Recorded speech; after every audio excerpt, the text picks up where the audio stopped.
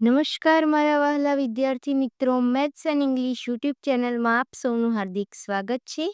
વહાલા બાળકો, હજી સુધી તમે આપણી યુટ્યુબ ચેનલ મેથ્સ એન્ડ ઇંગ્લિશને સબસ્ક્રાઇબ ના કરી હોય તો જલ્દીથી સબસ્ક્રાઇબ કરો અને હા, વિડીયોને લાઇક કરવાનું ભૂલશો નહીં. વહાલા બાળકો, આજે આપણે ધોરણ 6 વિજ્ઞાન વિષયમાં પ્રયોગ પોથીમાં પ્રયોગ નંબર 3 વિશે સમજીશું. હેતુ: દરિયાના પાણીમાંથી શુદ્ધ પાણી મેળવવું. સાધનો: સ્ટેન્ડ, તારની જાળી, ગોળાકાર ચંબુ, બૂચ, બર્નર, ઠારક નળી, ત્રિપાઈ, ફ્લાસ્ક. પદાર્થો: પાણી, દરિયાનું. આકૃતિ અહીં આપેલ છે. અહીં આકૃતિ દોરો. બાળકો, તમારે ઉપરોક્ત આકૃતિ જોઈને તેના જેવી જ નામ નિર્દેશવાળી આ પ્રમાણે આકૃતિ દોરવાની રહેશે. પદ્ધતિ: એક ગોળાકાર ચંબુ લઈ તેમાં અડધે સુધી દરિયાનું પાણી ભરો.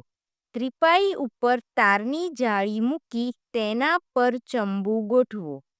ચંબુ સાથે ઠારક નળી જોડી તેના છેડે ફ્લાસ્ક મૂકો. બાકીના સાધનો આકૃતિમાં દર્શાવ્યા મુજબ ગોઠવો. ચંબુને બૂચથી બંધ કરો. હવે ચંબુને બન્સન બર્નરની જ્યોતમાં ધીમે તાપે ગરમ કરો. ઠારક નળીમાં પાણીનો પ્રવાહ ચાલુ કરો. ચંબુમાંનું પાણી ઉકળી તેની વરાળ બનશે. આ વરાળ ઠારક નળીમાંથી પસાર થતાં ઠંડી પડી પાણીમાં રૂપાંતર પામશે. આ પાણી ફ્લાસ્કમાં ટીપે ટીપે એકઠું થશે. અવલોકન: 1. કાચના ગોળાકાર ચંબુમાં સફેદ રંગનો પદાર્થ બાકી રહેશે તે ક્ષાર છે. 2.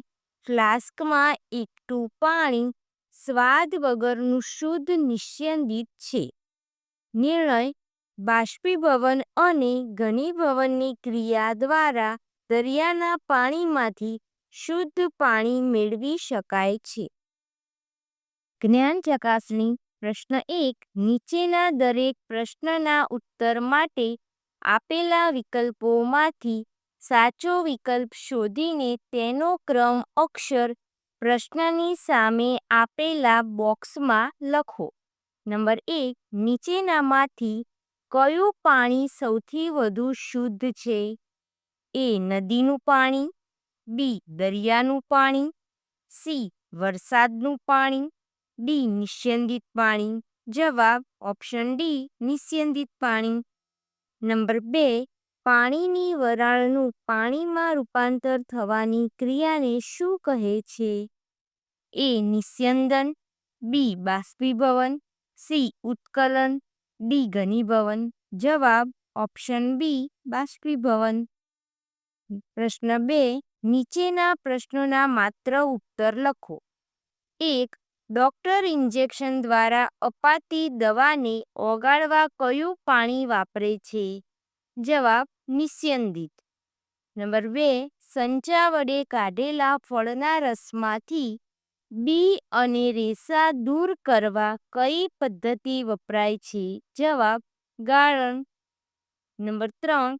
ગાળણ ક્રિયા વડે કયા પ્રકારની અશુદ્ધિ દૂર થાય છે? જવાબ: પ્રવાહીમાં ઓગળે નહીં તેવા. વિદ્યાર્થી મિત્રો, અહીં પ્રયોગ 3નું સોલ્યુશન પૂર્ણ થાય છે. વિડીયો ગમ્યો હોય તો તમારા મિત્રો સુધી શેર કરો. અમારી YouTube channel maths and English સાથે જોડાયેલા રહો. મળીએ એક નવા વિડીયો સાથે. ધન્યવાદ.